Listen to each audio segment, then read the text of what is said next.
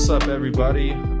Episode 31 of the Kitchen Hook podcast 31. With Matthew Ragsdale. This is the third player of our little RMAC Preview series that we are doing.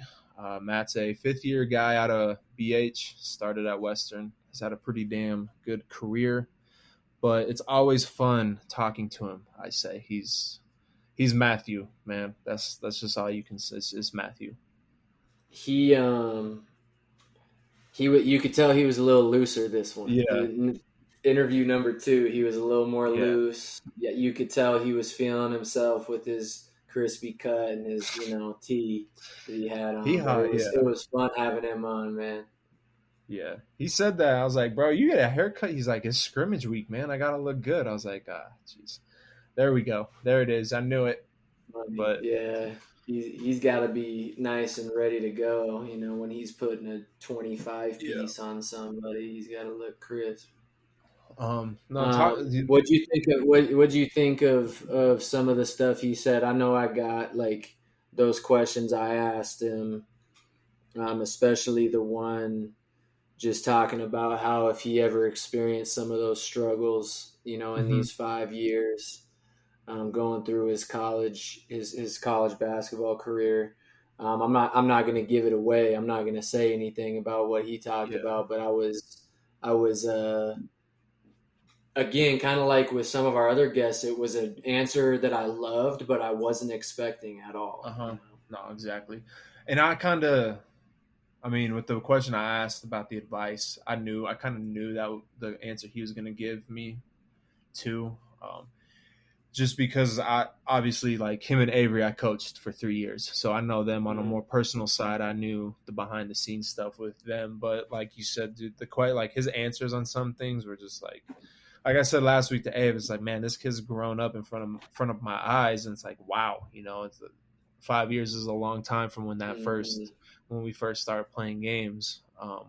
But everyone has a different path. Like, not everyone just comes out the gate scorching hot.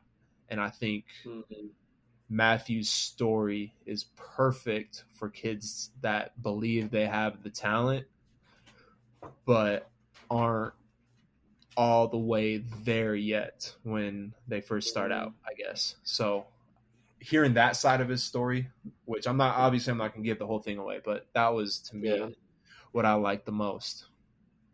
Yeah, and he... when he started to get into kind of the leveling up, as we kind of talked about for, a couple minutes there towards the beginning of it, it's evident in his career for sure.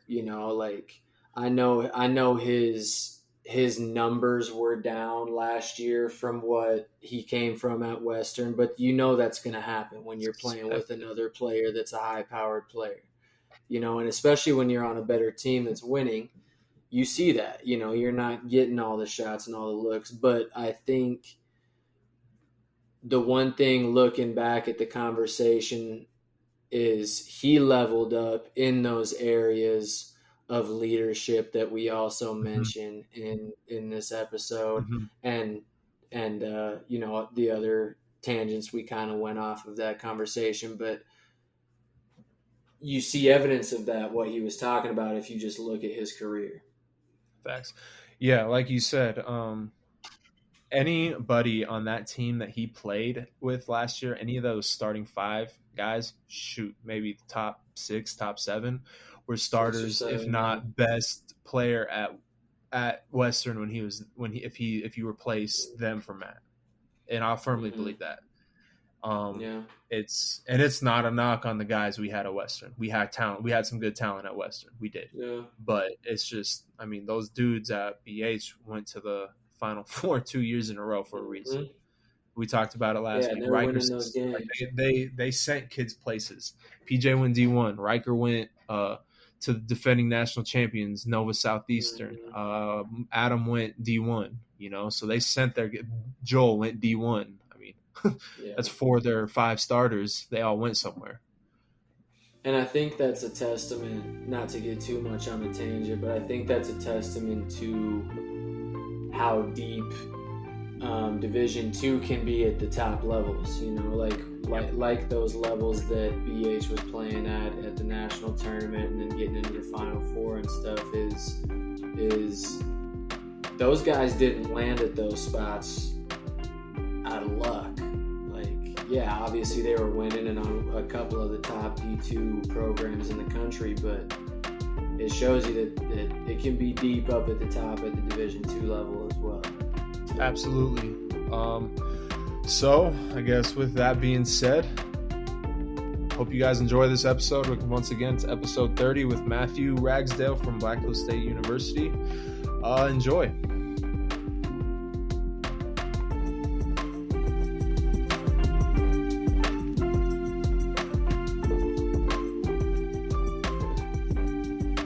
Yeah, but Mitch sometimes would get the fade a little too tight because, you know, he was a military guy. Yeah. Dude, Mitch, first time I went to Mitch's, I didn't know what I was doing. He clipped it too close, man. I was like, bro, you got to chill out with that. I don't go all the way bald with the fade. You got to just leave some hair on there. I remember the first time I went in, it was after you and Nick. I said, she's like, what do you want? I said, well, you gave him. I didn't know what to say. I was like, his haircut. That's what I want. Was that the first time you'd ever had like a fade? No, that's the first time I ever been to like a shop too. Like an actual shop. Yeah. That's the last time you got a fade. Mm-hmm. Actually, no. Kev Bush gave me got some. The curl out. No, Kev was good. Kev gave me some. Kev was nice with the fades, but yeah, no. The hair is so long now. That's how I did it up in Minot though. I didn't go to a barber shop. It was just some dude that cut hair out of his basement and he could cut it fairly crisp, you know. So I was like, let's keep it simple, you know. Bro, I'm telling you, Kev could open up a barber shop and 100%. Him and I told him, I said, yo, you need to open up a barbershop / tattoo shop and you would be living. Like, you would have it made. That is your thing. Him and Tice could run it. Absolutely. Oh, you need that in those environments. Mm-hmm. Need it. Bro, so this hey, is let's introduce because this guy's looking crispy. He's got the Uncle Drew tee on. He's got the fresh cut Krispy Kreme Supreme and the chain. Hey, we've had him on before, man. Matthew Ragsdale from Black Hills State. Yo, real quick, you two, when it comes to style and like getting ready and trying to be looking good 24/7, that you two have that same category made. I swear, like bro. It's normal though, Bush. Normal. You gotta put the time in, bro. Oh, you gotta look good. You got in public. Hills was the same. Hills had the nickname Hollywood Hills because Hollywood. No matter, it would always take him forever to get ready because he always had to look good. Hey, bro, let me go upstairs and wash my face real quick. We're going to the lake. Bro, I have to. We're going to the lake. I have to exfoliate, bro. I have to exfoliate. No, it's you know, I like to just, you know, put time into the fits as well as anything else. You know what I mean? Yeah, I take pride. I respect it. Mm-hmm. For the people that don't know, that are maybe new to the show, Matthew, you are a 5th-year senior, correct? Old head, man. Old head. 2nd year at BH. First 3 years are at Western. I guess right off the bat, to be honest with you, let's just get right into it. Like, your journey as a basketball player. I mean, this is what we've been kind of starting off with every episode we've been doing this. Just kind of like, what made you fall in love with it to the point where you like it's just life or death type thing, basically, for you? I mean, when I started playing like early, so. Like, I started in, I want to say, probably kindergarten. Like, I was playing YMCA, so, like, obviously it's not that serious at that point. But then, I want to say, once, like, I hit 6th grade. That's when I like started playing AAU, and I was just like SoCo and stuff. I don't know if you guys know what that is, but in Colorado, No. it's kind of like the little Colorado Springs League. It used to be really popular, but like now, like not so much. But Okay. like I played in that, and then we moved up to the Denver League because my team was smacking everyone in the Springs. We needed a little bit of more competition, so went up to Denver, and then like we did really good up there, and then after that, like we kind of just started searching around for like AAU teams. Like once I hit high school, to travel, and then I mean to be honest, I really didn't like fall in love with it till probably like after my freshman year of high school. Okay. When I kind of like figured out that I would want to do this in college. So I don't know. Like it everyone's different, but Yeah. it took me a minute to kind of like realize that's what I wanted to do, and then I don't know. I just got in the gym a lot as a high schooler because we had the YMCA like right by the school. So I mean, a lot of our team spent a lot of time there playing pickup. Probably some of the best pickup games. Like looking back, like that's some of my favorite memories in high school is pickup after school every day. So and then I don't know, like high school, that experience was great. And then I don't know, I've just kind of like been in love with it ever since. And since I got to college, You won a couple state championships, didn't you, in high school? oh, I only got one my senior year. You got We one. lost, Okay, I thought you might have we won lost my two. sophomore year, but I was swinging JV and varsity that year, so like I really didn't touch the floor that much. Okay. And then my junior year, we made it all the way to the state championship, lost to Longmont by 3, and then the next year, we actually were both undefeated when we met each other in the state championship that year, and then we ended up on top. So that kind of felt good. Oh, it was a rematch?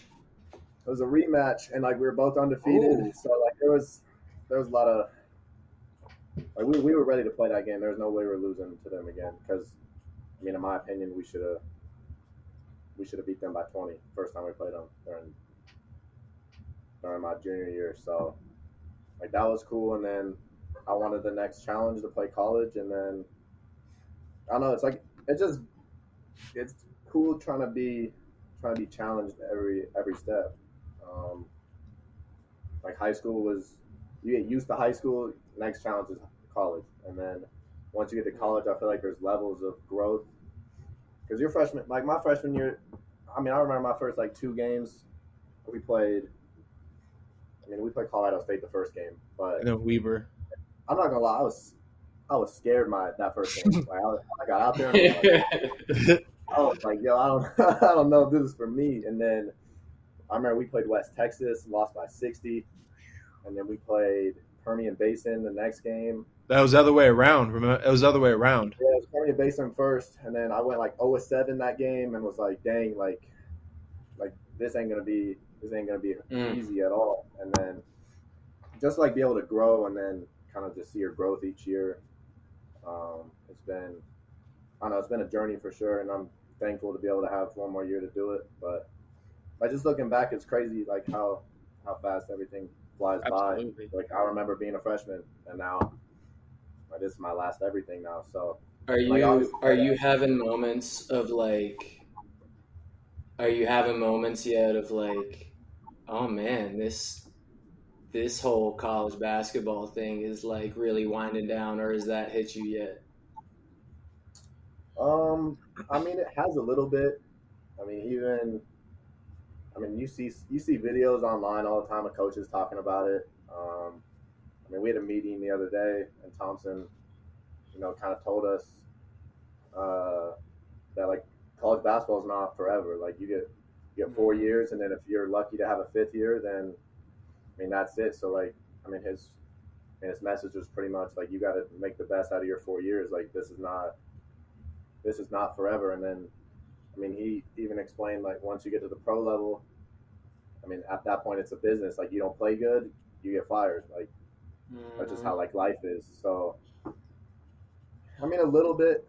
There's some days where I'm like, I think it's almost done, but like I'm just trying to enjoy it right now. And I don't know, I feel like I'm in a great place, great community, great program to be able to finish finish my last year. So Yeah. The one thing I will say about that Permian Basin game, I remember at a shoot around, you came up to me, it was that game, and I think it was the Weber State game too. You kept coming up to me like, "Hey, Bush, you ready? This is the game. I'm about to go crazy." And I was like, "All right, bro, show me." But at the end of the day, at the same time, like I knew, even though you went 0 for 7, I was like, "Man, this kid's gonna be ready for like that big moment when it's like, yo, I need you to shoot the ball because we're relying on you to shoot the ball now." And it was cool because I don't think a lot of kids come in with that mentality, but they don't stick to it. I think they're too scared to really try and fill that role in practice. It's like, oh, I need to just do my thing in practice and all that stuff. When we always told you guys, like, you want to do stuff in a game, like practice is your time to kind of showcase us that you can do it. Like that's your time. I mean, we're not playing for wins and losses in practice. We're practicing to practice. Yeah, I mean, I think they kind of carry off that point. I think, in a sense, your job is to shoot the ball.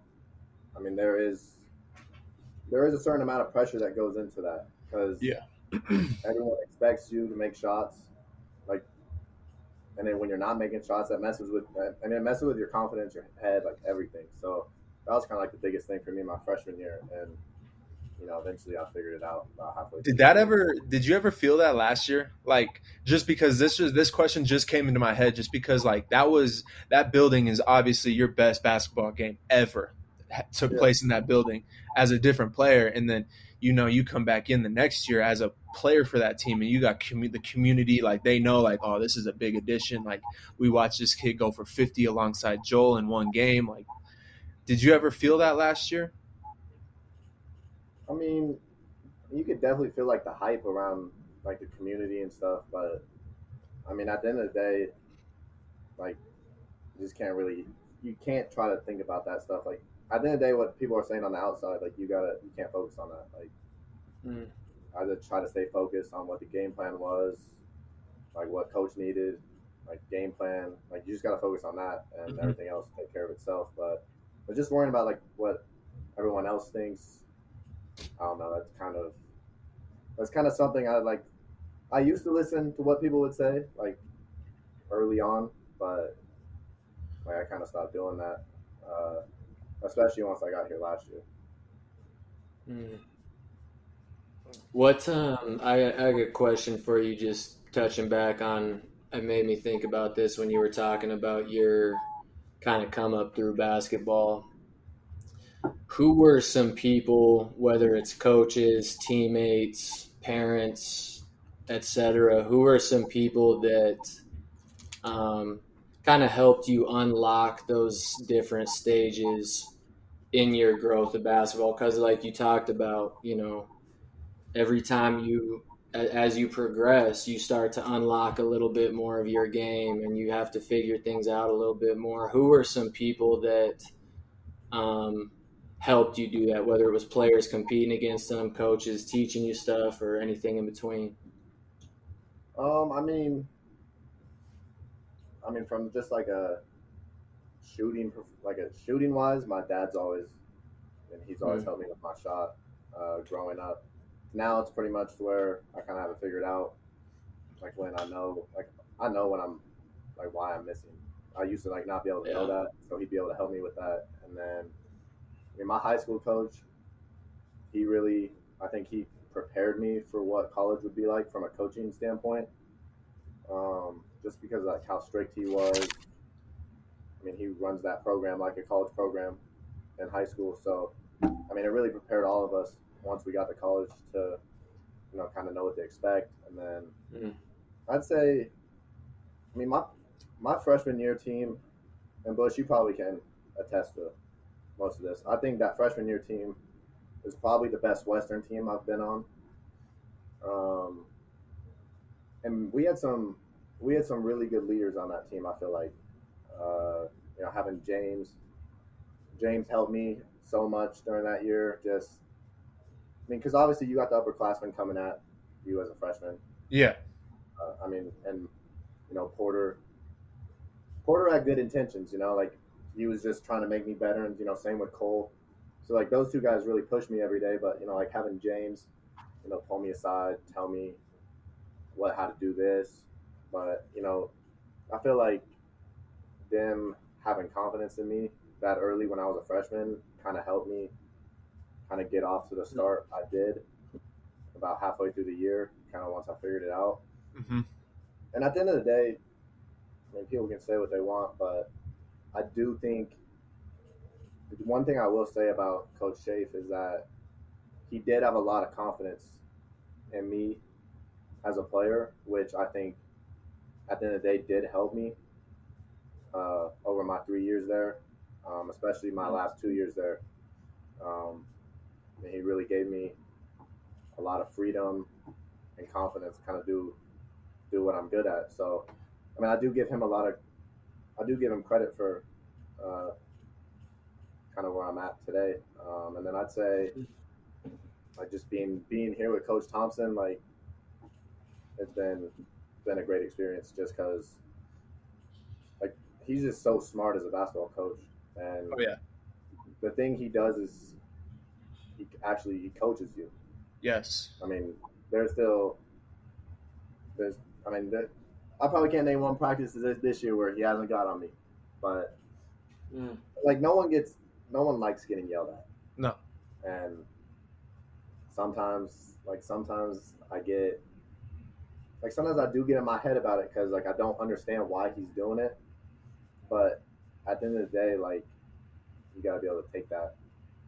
So that's kind of something I've been kind of working on this year a little bit because I really wasn't yelled at and coached like I've been the last 2 years when I was at Western. So it's kind of a change when you're in high school getting coached, like kind of like how Thompson coaches, and then I'm at Western for 3 years and I don't get coached like that. So like I kind of forget how that is, and then like I come here as a fourth and fifth year guy, and then I'm getting coached again. So it's just adjusting to that. But I mean, those are the people that have really helped me. I mean, my AAU coaches prepare me pretty good too. Yelled at me very hard. I'll tell you this though, man. Like, you've probably heard this saying before, Bush. I'm sure you've heard some coach along the line say this: is as a player, you should be worried if your coach isn't getting on you, and I know some coaches they don't hardly ever get on players, like they don't really raise their voice, and that's their coaching style. But like when a coach is getting on you and holding you to a standard, especially when you're maybe not meeting that standard, that's a good sign because they know that there's more in there and that you're capable of it. Yeah, absolutely. And just from what I've seen of Coach Thompson, like, I don't think he would, to your point, I don't think he'd be getting the results he's getting, in his tenure up there at Black Hills without that. You know what I mean? No, I agree. One thing I'd say, dude, that first team we had at Western, had we meshed earlier in that season, we were a team. Dude, nobody wanted to see us because I could guarantee you that our run, had we gotten in, our run could have been one of them like special runs just by how well we were playing with each other. And because everyone trusted each other, that we finally figured it out. Like, you guys finally figured out, like, all right, we trust each other. Everyone's good at their role. Like, everyone figured their role out. And the best part about that team was Jay Will and Monroe, because it was two different style of leaders. You had your dad, like the most calming dad ever. And then you had the asshole who was going to get on you, but he did it for a reason because he was going to hold you to a high standard. And the good thing about Roe is he would get on you, but he would hold himself to a standard. Like, if he messed up, you knew he messed up. Like, he wore it on his sleeve. And then your point about Thompson, dude. Thompson, that's type of coach that can. It's like they say in the NBA, like you have those coaches in the NBA or in the tournament that can maybe win you a game here down the road and stuff. Thompson's one of them coaches that he can win you a game just by like coordinating the offense in the last 3 minutes and figuring out this is our best spot and stuff like that. And it's just cool to watch him when he's in his bag. It is, bro. He's smart, man. The funny thing about that is when he first, actually, I think it was when I got down to CSU Pueblo and we'd see Black Hills once or twice a year. The way he'd just be over there on the sidelines, like, nope, you come over here, you go stand over there, and just like, and then the possession unfolds and they get a bucket or that what He'd be happens. standing there like this, bro. He'll point it Yeah. out and then he just stand there like this. Like, yep, watch my creation happen. Hey, Yeah. real quick, Rags, does he still point? Does he like point like this sometimes? I mean, I'll be honest. You don't pay, bro. I be watching that man point like in I've seen practice. him He'll be point. like do the weirdest things. He'll just like point with his pinkies sometimes. I'm like, what are you doing, man? Hey, I wanted to ask you this, Go ahead. Rags. I wanted to ask you this as far as this year's Black Hills team. Well, first of all, I got a follow up after this. How are the first 5, 6, 7 practices, whatever you guys are in right now? No, they've been good. I mean, and yeah, they're only 7 official practices, but I mean, we've been practicing for probably Right. a month and a half, 2 months now. Because I Mm, mean, kind of what we do from a preseason standpoint, it's just kind of like we'll have like 2 or 3. Probably like 2 days of just straight skill workouts, and then maybe one day out of the week will be practice, or vice versa, 2 practices, 1 skill workout, and then we're lifting 3 times a week, Monday, Wednesday, Friday. I mean, practices have been good. I mean, obviously it's a little different this year. We have a lot of new guys, but it's been good for us to have this time to kind of put everything in, kind of learn concepts and kind of get everyone on the same page. But I'd say the last 7 practices. I mean, since we started official practice, now we get more time in the gym, which no one likes long practices, but like it's that time of the year now. Gotta do it sometimes. Body's just gonna hurt regardless. It's not gonna feel good Yeah. for the year. So Especially as a fifth year, man. You know that by now. As a fifth year cat, you know that body's gonna hurt a little bit extra. But no, it's going good. I'm excited for the upcoming scrimmages we have, and then that home opener November 10th. My follow up to that was I'm glad you kind of alluded to some of this is what are some things that you're seeing is different in this team as opposed to last year's team? And I'm talking in the sense of like, obviously Joel Scott's got out of there, but even guys like PJ, basically long story short is you have some guys coming in at key spots that are going to be new. And going to, maybe have a little bit of a learning curve. What are some of the things you see you guys are doing well and maybe want to get a little bit better at heading into, like you said, your first couple scrimmages and games? So, I mean, to be honest, defensively, I mean, we had the potential to be a very, very good defensive team. Like there are times where we look very good defensively, like even better than last year at times, which might think I'm crazy, but like we have a lot of potential on the defensive end to be very good, and I think we are going to be very good. I'd say, I mean, teaching the offense is kind of what we run. It takes a minute to kind of learn it and adjust to it, but guys are starting to pick it up quick, and it's kind of meshing now. So now it's kind of fun to play. I mean, guys are doing a good job right now of getting in, learning stuff. I mean, the thing about this team is we're very coachable too, and I think being able to be a coachable team with someone like Thompson definitely helps. And I mean, I think it's going to be good. I mean, I think we have potential to be very good. I mean, we don't know what that is yet, but Absolutely. I mean, we're striving. I mean, the goal hasn't changed. So, I mean, we've set a standard here before I got here, the standard was kind of already set, but everyone knows where we want to be at the end of the year. So I think that's important that we all know that. Yeah. That standard got set the minute Thompson took over because they went to the RMAC championship game that year, his very first year. I remember that one. That was kind of crazy with Dez and Mac and all them. The 7 seed or 6 seed or something? Yeah, something like that. And I think they ended up losing to Highlands. I remember T.O. was on that team. Talk about a kid that made a turnaround. That kid, he turned into such a great player. You played against him, didn't you, Rags? Your freshman year? Freshman year, he was talking crazy to me. I was like, bro, you're like 26.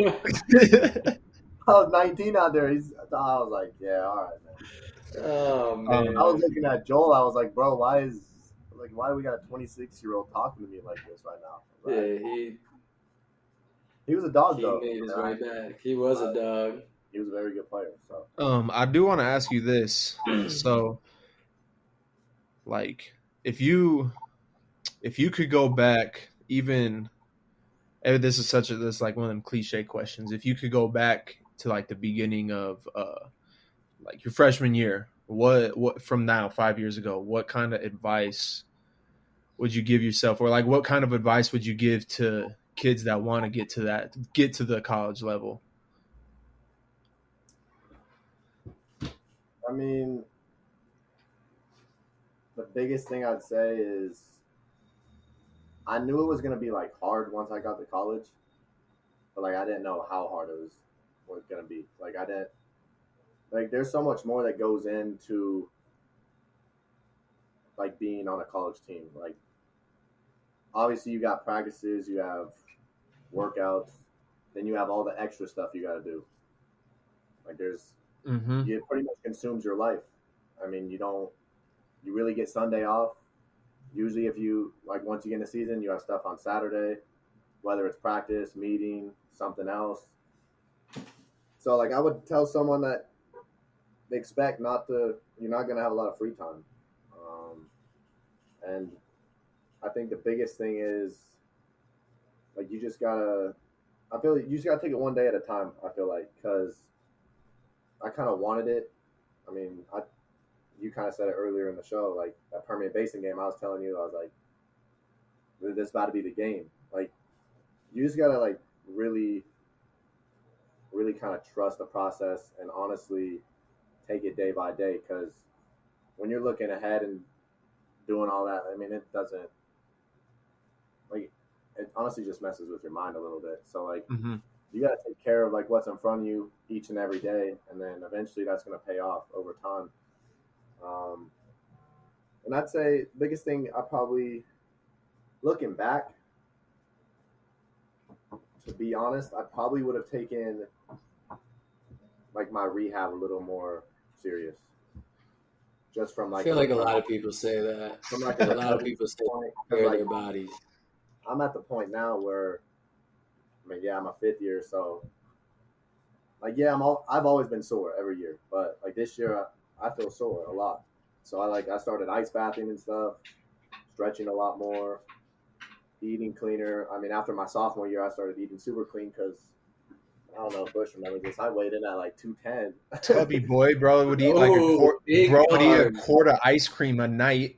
I weighed in at like 210. That was like in the spring, sophomore year, and then I really took stuff serious with my diet that summer going into my junior year, and then I came back, I think I was like 190. So, I mean, I just think taking that more seriously, stretching, ice bathing, like you just got to do stuff to help your body. And I wish I would have done that a little sooner.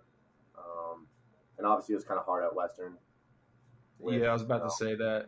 The facilities, and then obviously the marathons we were running every day. I was about to say on the point of like we got McDonald's and Arby's is the only fast food place, bro.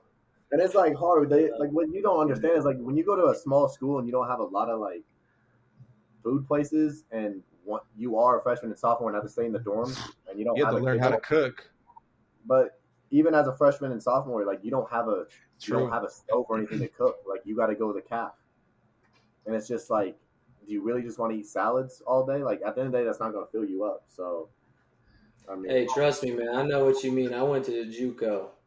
like it's tough. Like I went to JUCO, and that is exactly how it was. like it's pizza or pasta, man. or like sometimes you got some chicken nuggets and fries. And I mean, that's. Do I want to indulge in the same meal that I had yesterday?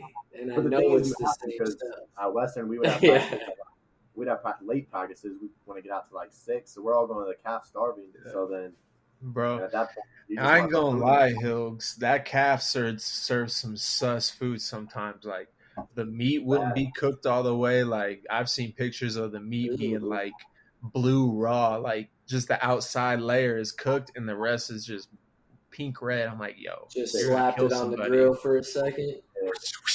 Here you go. Rags, I want to ask you this.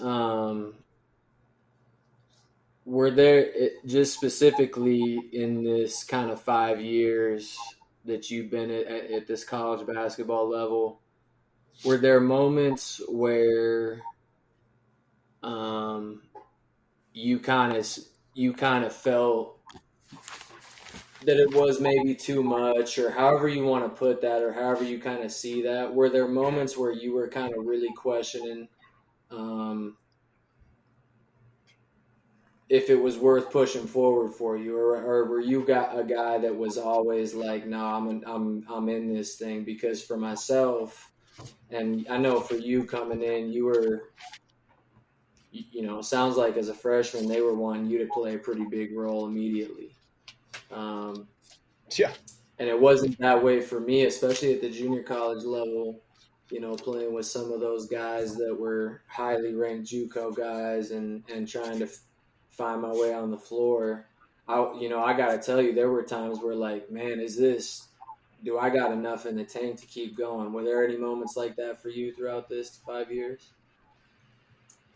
I mean, to be honest, probably the only time I really questioned, like if I wanted, like if I was meant, like if I like belonged on the basketball floor, was probably it was probably the first half of my freshman year until, I mean, I want to say, I mean, I've always played good against BH for some reason, but it's the gym, bro. I think it's the gym, dog. That's the best shooters gym in the RMAC. Hilgs knows. Hilgs knows. Say my first game, like really doing anything, my freshman year was at BH. So kind of once that happened, Facts. then I kind of got confidence, because you only really need like one game, one or two games where it's like, okay, like you belong here. So, I mean, and then there's special games where like you really do perform good, and then you go back to I go back to my room, and for me, honestly, I love taking showers after the game. And like, being able to get in the shower and be able to think, that's like somewhere where I'm able to think and have peace. Like after those big games where like you do perform at a very high level, like I'll think to myself, like, you do belong here. Like all that doubt. Visualization right there, baby. Like, was it I love that. Visualization. It's the best feeling in the world when that happens, because it's just like, you do realize what you are doing every day is like, it is like the work is working. Like all that work you're putting in is paying off. But I mean, you don't see it like instantly. Like you got to sometimes wait a little bit. So what was that for you? When you hit that point where you were like, man, that maybe you weren't seeing the work pay off a little bit? I think I might know this one. What was it? And not necessarily, maybe it was a performance where you kind of broke out, but like while you're in that time of, man, I'm struggling, like I'm breaking every shot, whatever it is. What was it that helped you get to that point where you did have that breakthrough? Honestly, like, I just kept shooting the ball. Yeah. I love that. I mean, I mean, yeah, everyone's gonna go through slumps, but like at the end of the day, it's gonna go in eventually. Like it, Facts. I mean, it took me a little bit, but I mean, I want to say that Highlands game really got it jump started, and then I had a game my freshman year where Regis, Regis, where dog, dude had 31. I don't really know what I was on that game. Serving bucks. But like, kind of once that happened, like my confidence was kind of like at an all-time high. I mean, that having games like that obviously does help, but like you really only need one or like I said, 1 or 2 games, and then like you go in every game thinking that it's gonna be a good night. So, dog, he went on a 12-0 run, and this man, we're yelling at him, run! He's like two cinder blocks on his feet, like just stomping down the court, gets the ball, scores a layup, and then a dead ball happens, and he's like, I need it now. I need it. I need a sub. No, he came down. Me like just run. I'm like, bro, like I've been running for the past like 4 minutes. He comes sit down next to me. He's like, bro, I can't feel my legs and I can't feel my arms. Seriously coming.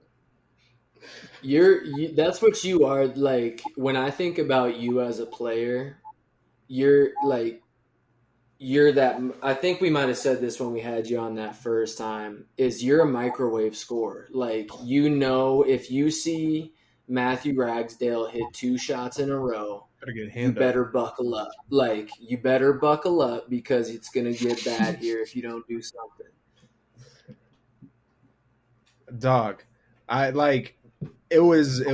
say this every time, the BA's game, 53 points, 20 of 25 shooting, 5 of 7 from 3. He hit, I think you hit your fifth out of 6 shot, because you did miss one kind of early, but it was like a good miss. You know what I mean?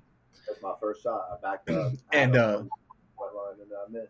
Me and Grant look over at each other, and I was like, uh-oh, like we've seen this one before in practice, and this is really about to happen.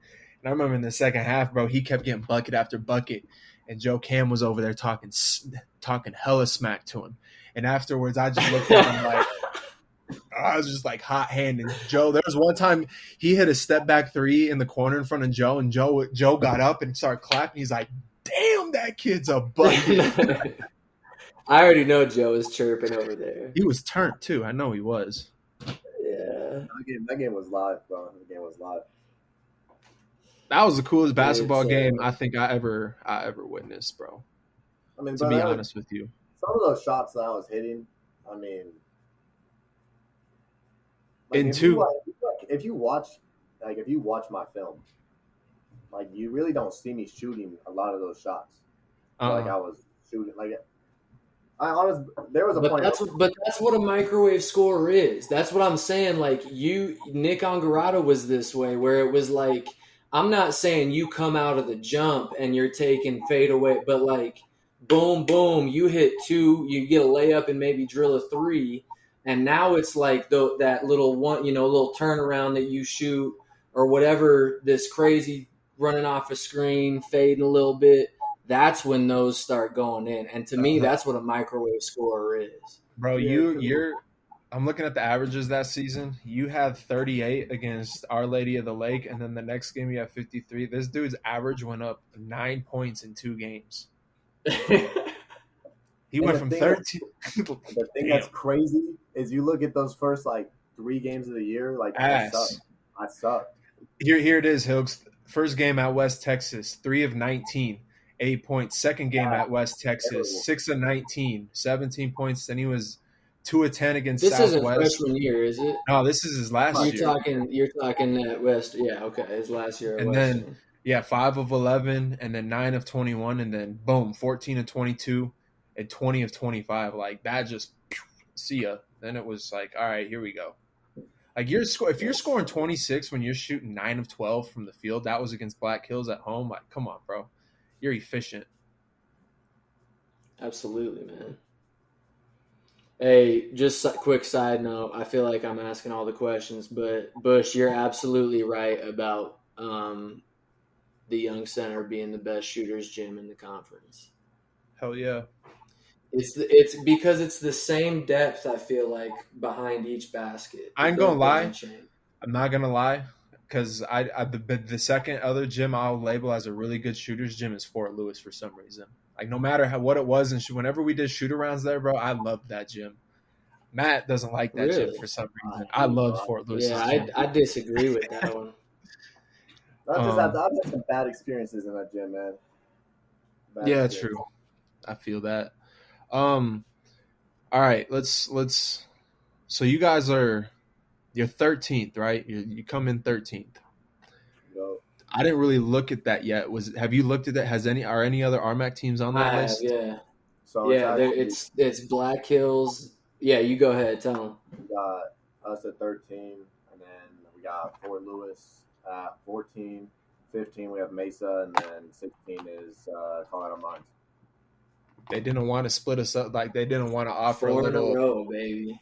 Is that how tight the competition is? Is that like? That's still good though. though. I like seeing that though because I do. we're the only conference with 4 ranked teams. I love that Absolutely. because I stand by this, dude. The RMAC is one of the best underrated conferences in D2. It is. It doesn't get as much coverage. But let's say this. Has there been a year in recent memory in the RMAC that there's 4 top teams in the top, not just the top 25, but the top 20? And so, like, for me, I think the RMAC it has been solid always, but it's starting to kind of emerge as like a team or a conference that's going to have 4 or 5 teams in the top 25, maybe. Yeah, Colorado as a whole, though, as a state, is getting like much better basketball wise. Like there's much better talent coming out of Colorado, and I think you're seeing that. And two, we're getting more money now in this conference. Like, bro, every team has a. Do you guys have patches on your jerseys, Matt? The RMAC logo?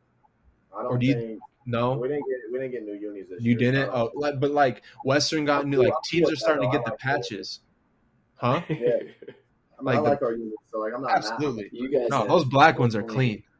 The black ones are the cleanest. Clean. I like those yellow ones. I'm not gonna lie. Yeah, those yellows are crispy. But I guess my question was to that, like your guys. I mean, I guess we did cover it, but your goals, what have you sat down like? This is what I want to accomplish coming out of this year. I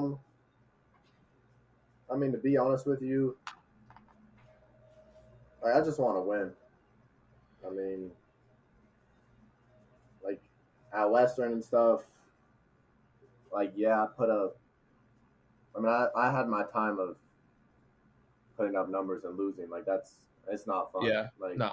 You can score all the points in the world, but if you're not winning, it's not worth it. So, I mean, my biggest challenge for me this year is just with losing so many guys that were here for 3 or 4 years. I mean, I think my biggest challenge and goal is to be the leader of this team. And that's kind of something I'm working with right now because I really haven't been in this position before. So, I mean, my biggest goal is to, try to be the best leader I can, help like all these young guys and new guys we brought in from, transfers, and try to get them all on the same page. So we are winning games. If we're winning games, I'm going to be happy.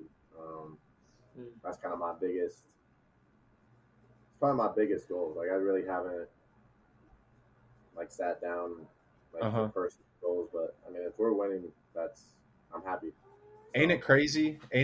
How the older you get, the more winning matters. Like you could care less what just as long as your team has the more points at the end of the game. Like that's all I care about.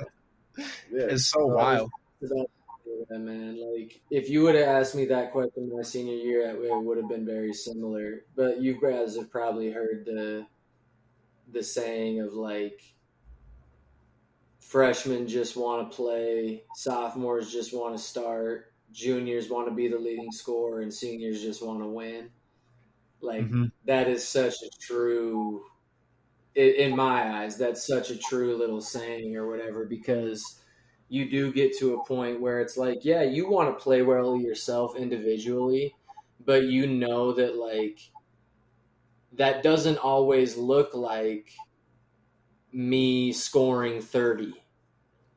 That doesn't mean that's what's best for the team. Like, yes, that's a great game and it looks awesome, but you realize, like, there's so many other things that I can do to help our team win, and I'm going to be a lot happier with myself after a win than I am a loss.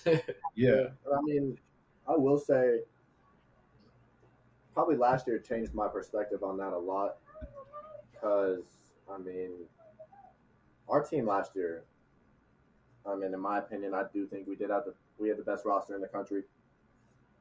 And it's different when you come from a team like Western and you come play on that team last year. I mean, you got. I mean, I'm gonna be honest. We probably have our whole team last year go anywhere and start on any team in the RMAC and be a star. But being able to be on a team like that with so many, I mean, we had stars on that team, like very good players. So just being able to like work together and be able to play with that, because once you figure out all you guys can play off each other's strengths, it just makes everything like makes it easy, it makes it fun, makes winning. It just everything kind of lines up. So I mean, just being able to taste that last year, because I mean, last year was really the first year I've won games in my college career, but just being able to have that taste, I think, will help going into this year. But yeah, I agree. And too, like going off that last point, I think too, like when you come down to your senior year, you realize like, dang, this is a number now. I have a number of games left. I don't have a year left or a couple of seasons left. I have 30 games until it's done. So can we win as much as possible? Like that's all I want. Yeah. So.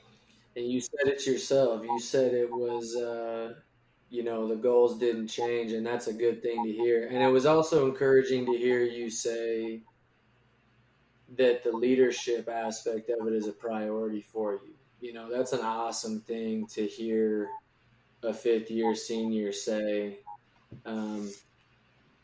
just in general, but especially, like you said, with the goals that you guys want to accomplish. It's cool to hear that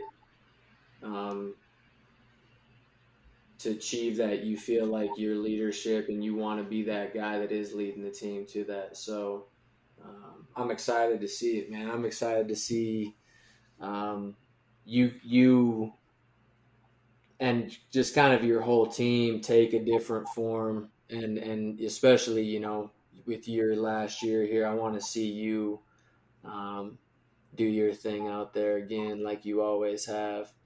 But I know it's going to be what'd you say your first game was? November 10th? Yeah, November 10th and 11th. And those are both. Who do you got? Oklahoma, Christian? Those be pretty nice. It'll be good games. Good atmosphere. I'm hoping so. Oh, for sure. You're gonna play a former RMAC guy in the University of Arkansas, Forrest Smith. Leon's there. Yeah. Who?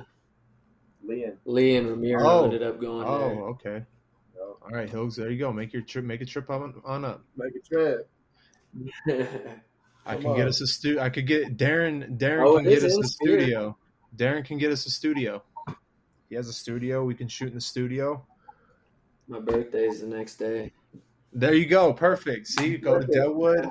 Have a great time. Spend it in Spear.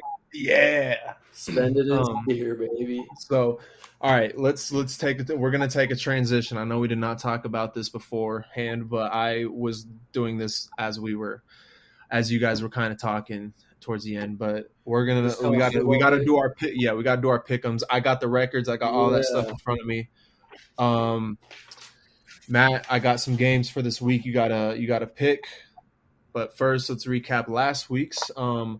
Oregon and Washington. Me and Hilgs, Avery and T. Hurdle picked Washington to win, and Washington did end up winning 36-33. USC and Notre Dame. Wasn't it? Yeah, it was a comeback win. I'll tell you what, Michael Penix Jr. as Desmond Howard's, dude, they are nice. Nice.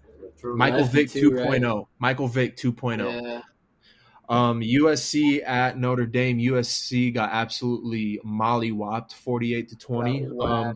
Nice job, Hilgs, T. Hurdle, and Avery picking the wrong team as I came out on top, the only one. Good job. But next game, UNC, the greatest team in the land, beat Miami 41-31. Oh God. Hilgs joined the Baby Blue. Hilgs joined the Baby Blue and realized that winning teams win games.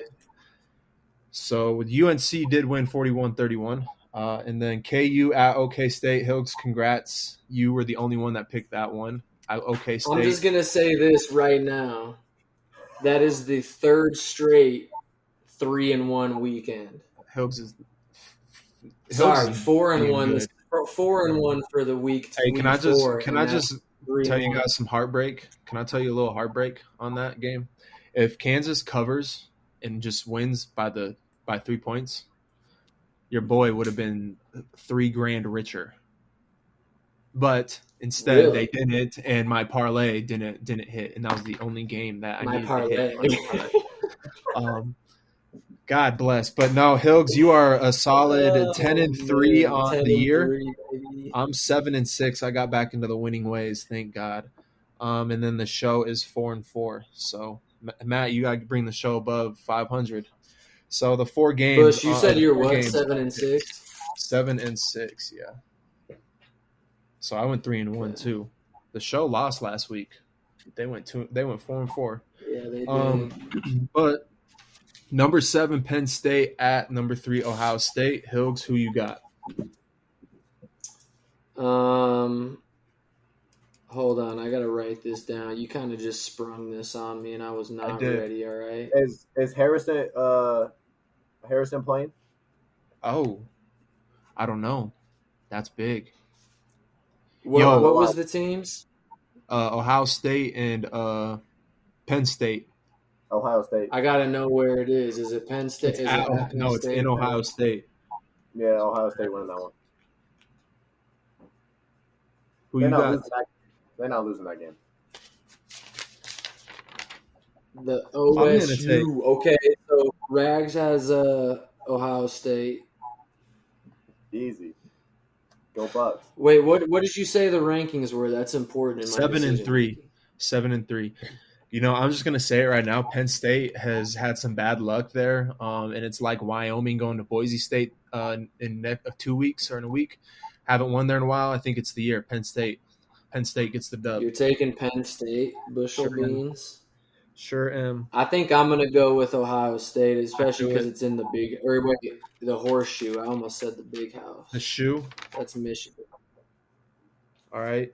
So next game, we got number 17 Tennessee at number 11 Bama.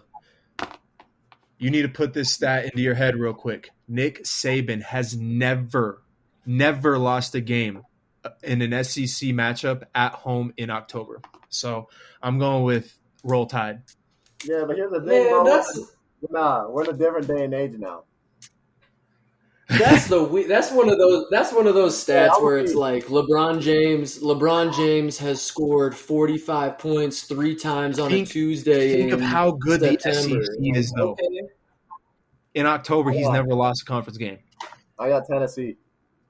Okay. Rex has Tennessee. Bush has Bama. Bush, I'm actually with you on Bama. Tennessee. You know, I liked that Tennessee game last year. That was that kid, that receiver has 7 receptions and 5 touchdowns. That was nasty. I just want to say this real quick about the SEC football. I think, and obviously we've seen this with Georgia, but no, I think the SEC is starting to balance out a little bit. It's not so top heavy. It is pretty top heavy still, but that balance of power is a little more even. All right, next one, number 14 Utah at number 18 USC, and USC's coming off that USC ass kicking that they got handed to them. Okay, Matt is I'm sticking with USC as well. Caleb Williams ain't gonna have a second back. To be honest with you, I'm going with USC too. But this is hard in a sense because, bro, the last 2 years Utah's had USC's number. Yeah. They have, but I think Caleb Williams is going to throw about 7 touchdowns. So Yeah, Hey, there's one man that can do it. It's him. he's still One man that can do it. All right, boys, you're welcome for this one. It's a great matchup. It's a conference matchup. It's the first time in God knows, like, probably their existence of the school that Duke's been ranked this long. But number 16 Duke at number 4 Florida State. any chance this guy gets, he takes a shot at Duke. Florida State. Florida State. Yeah, Florida State's winning that one for sure. You don't mean to tell me that I am the one. No. Chill. No. Bro, Bush, have you watched Florida State play? Oh, they're nice, but have you seen Duke play? Their defense is filthy. I watched them beat the crap out of Clemson. But they're not playing Clemson. They're playing Florida State. Doesn't Florida State have that wide receiver that's nice, Yeah. or is that a different? Yeah, Coleman, he's nice. My heart can't do it, dude. I can never. Their quarterback's nice too. I don't care if Duke's number 1 team in the land. I'm going for FSU. You are such a hater, bro. Hey, bro. Hey, go ahead. No, I wore a Duke shirt yesterday, and everyone was like, "Take that off." I'm like, Bro, all right. I thought you were gonna wear that thing today, so I came prepared. No, I wore it yesterday. I said, don't you dare give Hills any ideas on wearing that tomorrow. And he's like, I might just hit him up, and I was like, all right, I'm gonna bring their father's jersey down. Nah, stop, bro. Who their daddy Oh is. God, Tyler Hansborough, put that away. How many times did he win in Cameron? Dude, answer me that. Dude, why did you hold up a piece of toilet paper? 4 dubs in Cameron. The greatest college basketball player to ever grace the floor. Oh,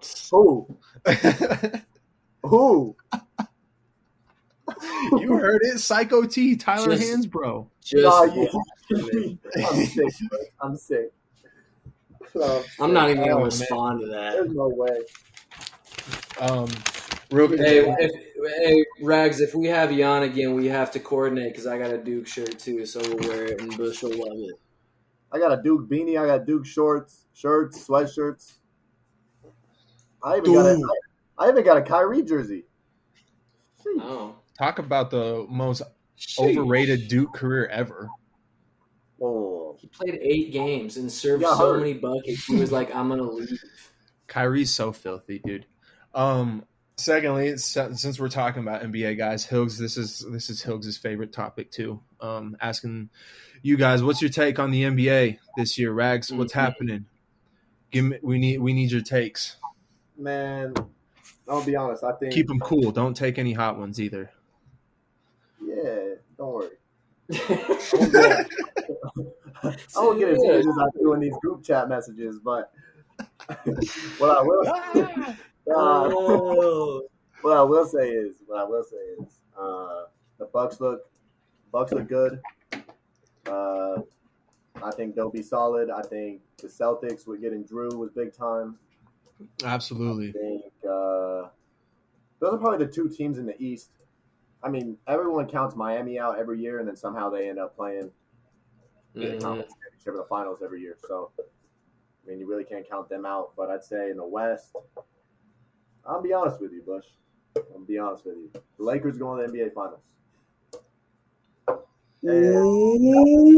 That's the second guess we've had that have gone, been good on the Lakers. I know Bron's going to be older. We're not expecting as much from him anymore. But I really like what I'm seeing from AD so far. So AD's got to play. He's got to play now. This fool said he was playing 82 games. I'm taking the under on that. No. He's lying. He's not playing 82 games. But I do think they made the best offseason moves in the league. I think Gabe Vincent, great pickup. Christian Wood. I agree. Jackson Hayes.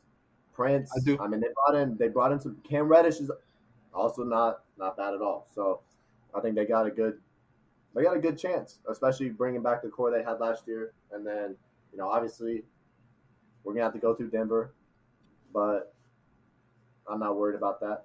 I'm just really not. And I think Phoenix is gonna be an issue too. But Y'all gonna get rolled by Phoenix. nah, man, Lakers in 5. Lakers in The 5. Lakers in I'm not gonna 5 lie, thing the Nuggets screwed is up. like the Lakers in 5 is like the Cowboys are going to the Super Bowl. Okay, we've No, been hearing that since COVID, since the Disney Championship. Now here's my thing. I think the Nuggets. Me personally, I think the Nuggets messed up. They talked too much after they won that first championship. I think the Lakers won them. I think That's the Lakers fair. are coming That's for them. fair. I think they screwed up a little bit. I think they got a little. My too thing. because they won one. Bron, they're acting like they just won. Like No, I agree. Let's relax. I agree 100%. Just, I think they're just shooting shots at. I think they're just poking fun at just because how Braun pulled the whole retirement stint after the sweep. You know, that's not here or there. Like it's smart, bro. It's like it's smart. But with the thing with the Lakers is, I agree. I think off season wise, they did have the best off season. It's just can these guys mesh together? Because I feel like that's the problem every year. Is because like a couple years ago when they got Russ, Kendrick Nunn, you know, all those dudes, Malik Monk. Remember when they went and got all those dudes, revamped the roster, and it was like, okay, these guys have a shot, but you know, it's just did they get the right guys to surround Bron and AD? Because at the end of the day, you have to find the right players to complement LeBron. Because it's just it is what it is. Because it's how he plays, you know. But I think you look at his teams that he had in Miami. Once they put shooting around him, that's really 100%. Like he's got to have shooters around him, and I think Gabe Vincent can shoot the ball extremely well. I think Rui shoots it well. I'm not gonna lie, Rui's good, man. Like he was a great. The one I'm excited to see how he fits in is Cam Reddish because I think I agree. I who knows what happened with the Knicks, but I think he's a guy that like.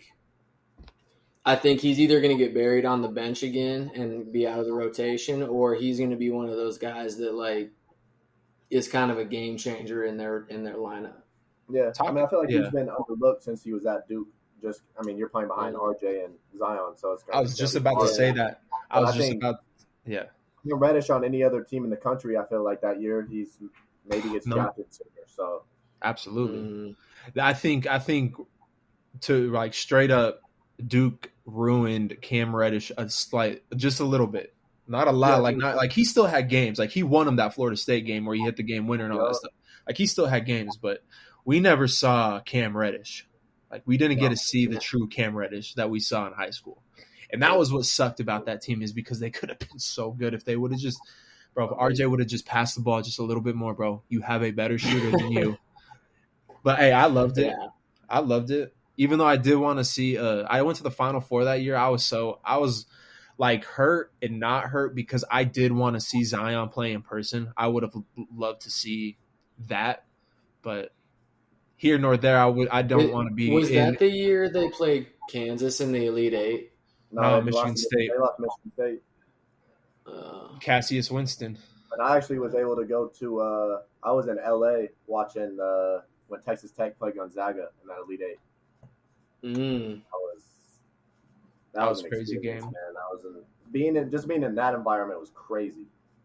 Like, what? That place was packed, and like you could just the energy in that place was crazy. Like that's how the Final Four was, bro. The Final Four is like the coolest sporting event you ever can go to. Is the coolest thing. Like when we went and stood next to the court, and you just kind of realize, like, oh my god, we're playing ball in a stadium of 70,000. Like town, you fit towns into this of people into this thing, you know. But one thing I saw this today: how in God's name, because I still can't wrap my head around this. How in God's name are the Warriors at a higher betting advantage than the Lakers who beat them last year?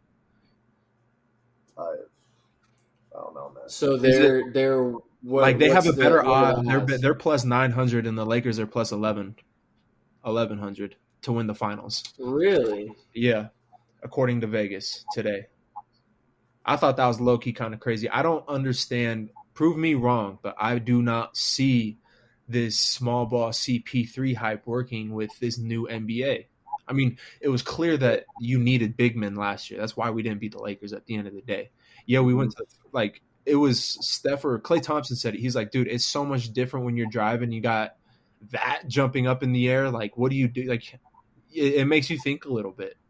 And it's just like I don't understand with the way that like the small ball lineup that they keep using. I just don't get it. I don't know. Prove me wrong, but I'm a little skeptical because I feel like we're wasting Wardell's talents in his best part of his career. True. But there's still a kid. Like, you can't expect the Warriors to be like Kevin Durant Warriors and like full power Warriors. No, that's not what I'm saying. Like they've got to have reload years. You know what I mean?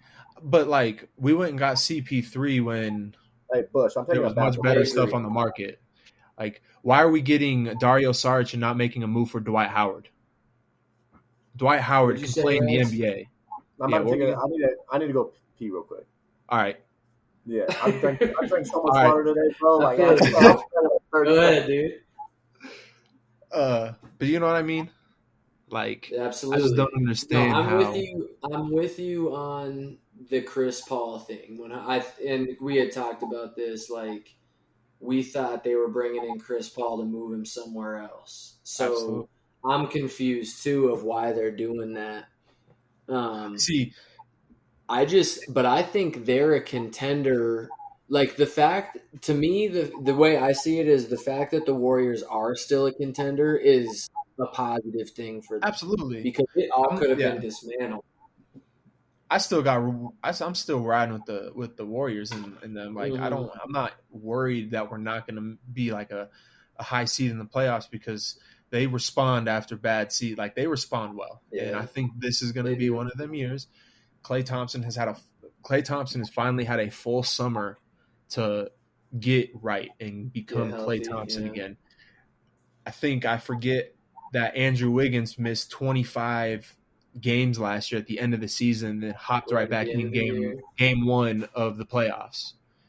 Yeah. So, and Dario Saric helps that addition. It's just going to be an interesting mixture of how is this team going to, it's going to be interesting. I like that Chris Paul can have the ball in his hands. It's not just Steph and he can run around, and that's going to be, go ahead. I'll say this about the Dario Saric thing. I like Dario Saric because it's a big, it's a backup big for Kevon Looney. Obviously, Kevon Looney is going to play your minutes or the majority of your minutes, but Dario Saric is a guy that's a little bit more versatile on the offensive end that gives you just a little twist when he comes in the game. You know what I mean? And it's not just a guy that's a straight screener, rebounder. He can pass a little bit. Maybe he can score a little bit more. But, like, that's to me what the Warriors needed the most was to add another big to back up Kevon Looney. I think, too, also maybe – I just thought of this, is the CP trade was something to get the ball out of Steph's hand in the fourth quarter when he can run around and put his defenders in living hell. We've all seen the clip of J.R. Smith talking about Delly, and when Austin Reeves was like, you saw that clip about J.R. Smith talking about Delly, he's like, that's real. Like, that's real. Like, guarding Steph is a living hell, I'm sure. That boy's in shape, yo. He's the most in shape athlete I think ever.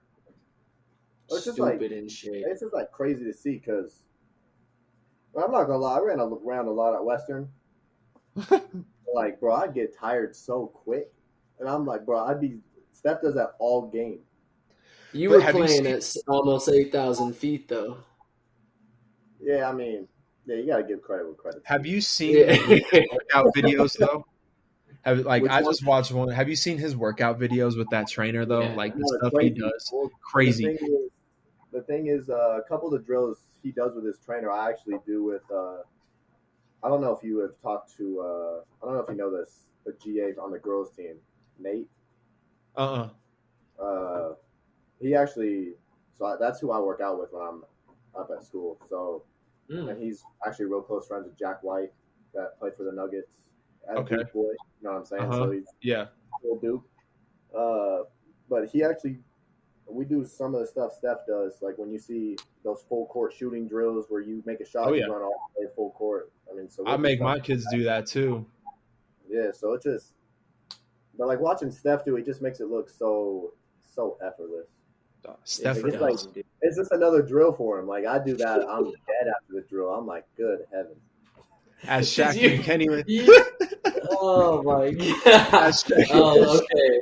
I thought you just made that up right there. No, they'd be like, he makes it look Steffortless.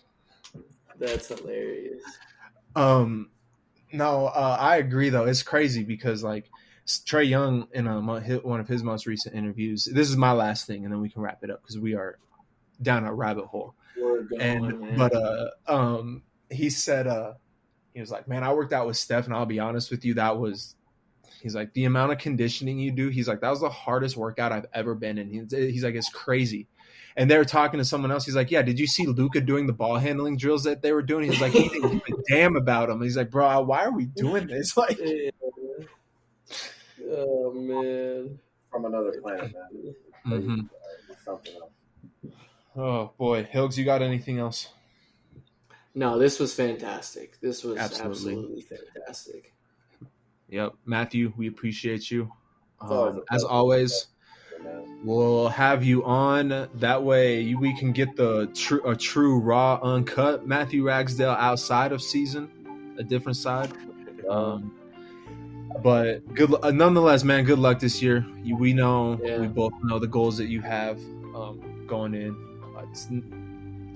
We know the type of player you are, and like I've said before, it's tough love, but it's done for a reason because someone has to remind you what people, the haters, think, right? Because sometimes the haters don't always speak, but someone has to be in your corner to remind you. Yeah. God, it's all love over here, man. It's all love. Hey, appreciate you. Good luck, man. I appreciate it, guys. Yes, sir. Kitchen Hook Podcast, episode 31. Spotify, all that good stuff. You know where to find us. Peace, y'all. Kitchen Hook.